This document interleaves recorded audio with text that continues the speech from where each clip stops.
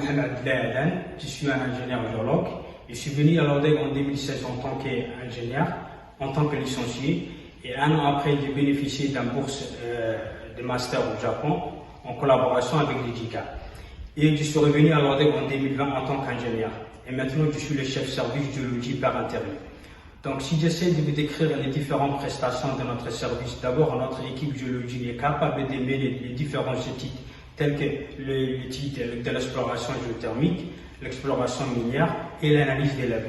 L'exploration géothermique consiste à faire des répertorier toutes les failles qui existent en surface et de mettre en évidence les altérations et aussi de faire la télédétection en utilisant des images satellitaires PM. Deuxième point, c'est l'exploration minière. L'exploration minière aussi, en 2020 plutôt, nous avons commencé de recenser toutes les ressources minérales qui sont rentables à Djibouti, telles que celui de la bentonite, des sables noirs et la lithium et les sables silicieux.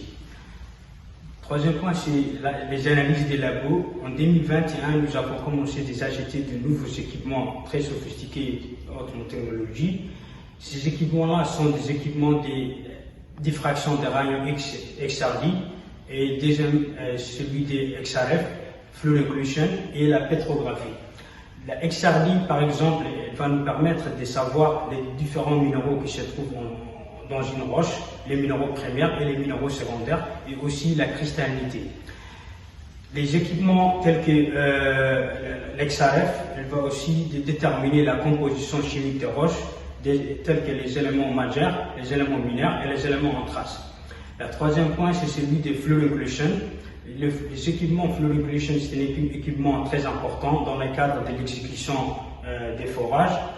Et eux aussi vont nous permettre de savoir l'homogénéisation des températures et aussi la salinité dans une minéraux spécifique tels que la calcite, la quartz et anéanderite. Donc, le quatrième équipement, ce sont des équipements de pétrographie qui est composé de celui de Laboton, Acuton et enfin Laboforce. Donc, tous ces équipements-là vont nous permettre la description des roches minéralogiques et aussi de savoir la texture des minéraux et les clivages.